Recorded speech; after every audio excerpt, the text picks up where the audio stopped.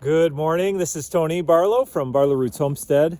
And man, it is a cold morning in December. I think it's about 0 right now, -2 when we woke up this morning. We've had some gorgeous snow. I don't know if you can see it behind me, but I thought it was a good time to do a quick walk across our homestead and get a look at where things stand here in the winter months and show you a little tour. So start off, and here's our little house right here, and we are going to start off and head up towards our duck coop.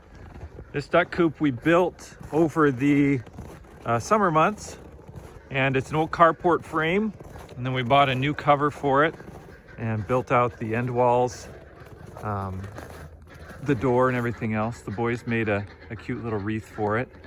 There's our chicken run there. We'll go see that next. You can hear the ducks in here quacking. Our rabbit hangs out in here too. So here is the duck area. We've got Muscovies, Kentucky Campbell ducks, a couple other Muscovies over here. So they are using a heated dog bowl to help keep their water warm. We've got some other plans here. These posts in the ground will eventually be some stalls to kind of separate the ducks, so Elias can do some breeding of specific types of ducks. So, and then there's that little door on the end where they can go out to a little pen. But for right now, we are keeping them inside because it's freezing.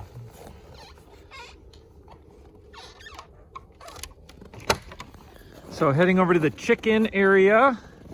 This is a high tunnel. We of course do quite a bit of market gardening as well, and you can see the snow on these trees is just amazing. The sun is just coming up over the house there.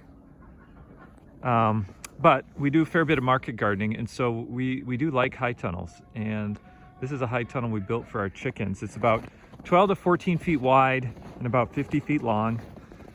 And pretty much here in the winter, you can see that if we get a warm day, they might come out, but for the most part, they stay in. And this is their chicken area in here. Roost poles down on the end. Hens here in the corner hanging out. We've got 2 roosters keeping an eye on things. And then we have a stock tank heater inside that bucket, and some nipple waterers on the outside. But that's something we'll have to watch closely, because when it gets really cold like this, those nipples will freeze up. It looks like they're getting some water right now, but this week we're going to have several days below at single digits, so it is going to be quite cold. These are the nest boxes we use. Just seeing if we have any eggs yet. Nope, no eggs yet. It's the time of year when it gets pretty slow for egg laying. So I think we're getting, let's see, maybe 15 to 18 eggs a day. And we've got probably 60 to 70 hens right now. We sold a whole bunch yet this fall. Typically we do a butcher of our hens, laying hens in the fall. But our freezers are so full that we didn't have room. Here's this chicken. It's like, why don't you stay in the coop? But it's a battle we can't always win. This is our goat barn. See a little goat head poking out there. We actually have a male goat in residence breeding our females. And Ingrid said we had a breeding this morning of one of our does. And yesterday we had another doe bred. So we have 4 little does, and the buck is there on the far side. That's S'more, our oldest doe, with the buck, and she got bred this morning. And these are our 2 youngest does, who were born just this year. We are not sure if they're going to be bred this year or not. We're kind of just saying if they do, they do. If they don't, they don't. And Opal, this is Opal and Opal's baby. And Opal was bred, we believe, yesterday. So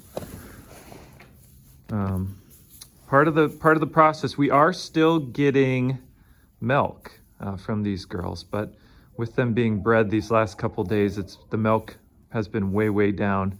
You can see how buddy S'more is with the boy down there. So so these are the goats. Got a nice stack of straw and hay for them. Hopefully that'll last us for the winter. Here's Opal. They're sweet goats. Nubian, a little bit of Nubian, but mostly at this point we are Alpine goats. So see you guys.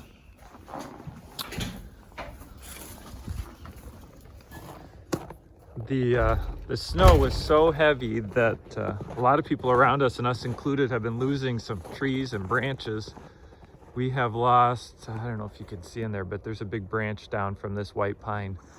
But you can see we had really wet snow and rain. And then over like 3 days, we just kind of added 3 or 4 inches each day. And it really piled up, but man, it is gorgeous. And now as we get towards the Christmas holiday at the end of this week, it's just gonna be cold. I think a high of 1 later this week, Christmas Eve, a high of 5. Here's our goat pen that we built. I would say it's probably an acre to an acre and a half. This time of year, the goats do not hang out in there much at all. They're pretty much in the barn or their area right around the barn. They do come out. We've been getting a lot of food from our local food shelf, extra stuff that they're looking to get rid of. And the goats and chickens feed on that all summer or all winter. We do it all summer too, but it's an excellent supplemental food in the winter for them when they don't have the leaves and grasses that we can normally give them. So this is our pig area that we constructed this last summer. Boundary fence, and then we run, this summer we ran electric netting inside the boundary fence, which worked pretty good. But long term, we want to set up a more permanent system. So right inside there, we're gonna have a hub, and then we'll run electric fencing off of the hub, and that will, we'll be able to move the pigs around this area. And then the centralized hub will allow them to, we'll feed them in the hub, we'll water them in the hub, and they'll have shelter in the hub. And each of the moving areas will have access to the hub. So it's kind of called a spoke and wheel, I believe. There's a few different terms for it. But here we're walking up. These trees just get me. I mean, they are just amazing. Typically, if we get weather like this where the snow's hanging on the trees, it doesn't last long. And we've had this now for several days, so it's really cool. Take you up here. This is our market garden and orchard now. And you can see a high tunnel there covered in snow. And our other high tunnel right there covered in snow. The orchard trees looking good. This is a good compost pile that we've got going. I turned that the last time I moved snow. So I just want to take you in the high tunnel quick. We do still have some crops growing in there, crazily enough. So these are our pear and apple trees, and not pruning them yet, but I'm looking forward to getting them pruned.